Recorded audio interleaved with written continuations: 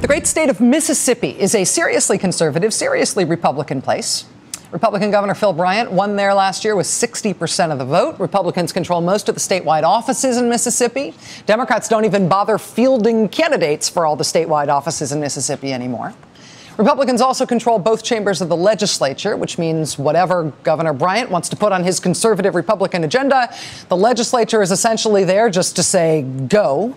And a lot of that agenda, the Mississippi Republicans like to wrap up in the mantle of free enterprise. Like when Governor Bryant signed the Small Business Regulatory Flexibility Act. He said he wanted no business to shy away from expanding or locating in our state because of burdensome mandates. That's how Mississippi Republicans like to be known, as the guys who will do away with burdensome mandates. At the same time, Mississippi Republicans are very much in the business of burdensome mandates, as long as the burden falls on folks they would very much like to put out of business in their state.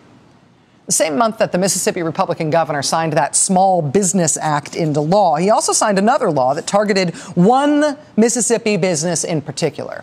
It was designed on purpose to use state government red tape to close the last abortion clinic in Mississippi.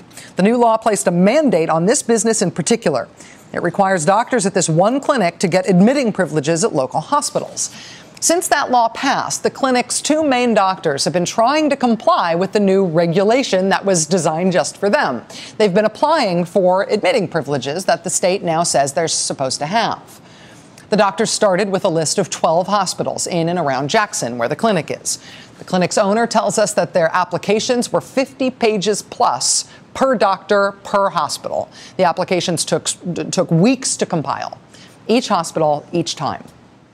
Two of them, the big teaching hospital in the city and the Baptist hospital in town, they wouldn't even accept the doctors' applications. 5 other hospitals did agree to receive the doctors' applications, but they rejected them.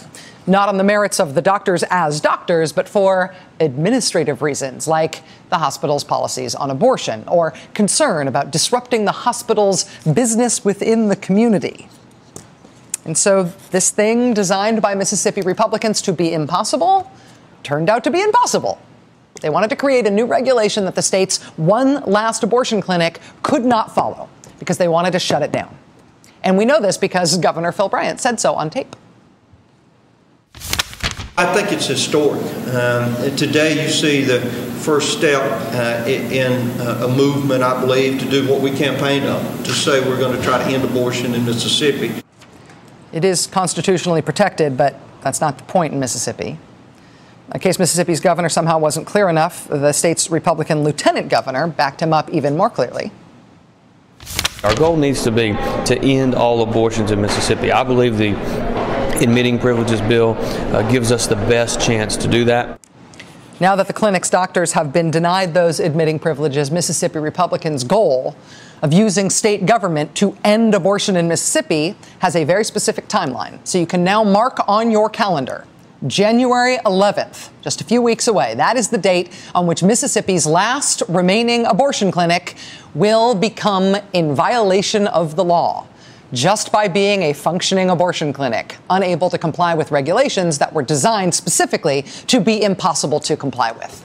Yesterday, the clinic asked a federal court to block enforcement of that law so they can stay open. So remember that date, January 11th. Unless that court intervenes, that date, January 11th, is when American women in one American state will lose access to what is supposedly their constitutionally protected right, because Republicans in that state decided that for them.